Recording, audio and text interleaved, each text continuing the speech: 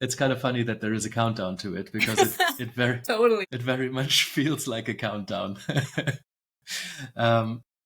We've got to move from a pre-warp to post-warp society, and we're not ready. Not at all.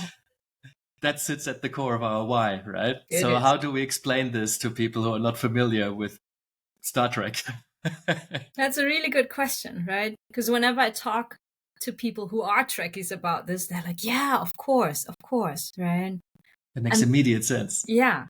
And the essence of it is this paradigm shift, or this idea that in the Star Trek universe, when a specific society was ready to explore this kind of technology where they would be able to cross the warp threshold, which means traveling faster than the speed of light and meet other species, right? The idea was that it was linked to a maturity of that kind of society, that they had already abandoned war and poverty, and that they were able to flourish.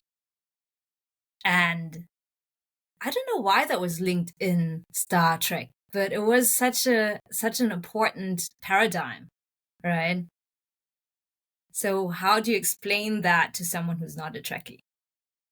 Well, as somebody who's watched some Star Treks and been engulfed in the philosophy behind it, right? It's I think I can explain it, right? The thing is that AI and all the technology that is going to be created with the help of AI, if you just, in the Star Trek universe, if you just give this technology of warp to a society or to a culture, they could literally just destroy themselves. Exactly.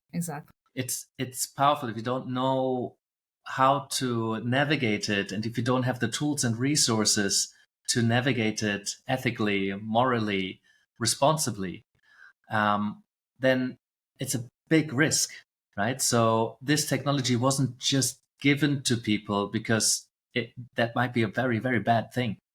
Well, yeah, I mean, that's the prime directive of not interfering with a society that hasn't reached warp capability yet.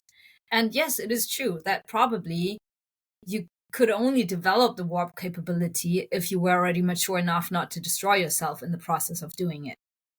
Yeah, that'd be the ethical thing to do, and not give people something that they can use to destroy themselves, just even with best intentions, right? And this, I think, the precipice where we're at. AI is developing so fast, and I think it's a very good parallel to warp technology, because it is a pretty dangerous tool, and it's also a tool that can literally solve most of our problems. So we're standing right at that cliff edge, and it's a very small number of people that make decisions that will decide the fate of humanity. And the two of us, and I'm sure many other people, which we will invite into this community, into this project, into this movement, hopefully, that we figuring out how can we create AI capability, if you want, right? The capability to use this technology for amazing good rather than to destroy ourselves.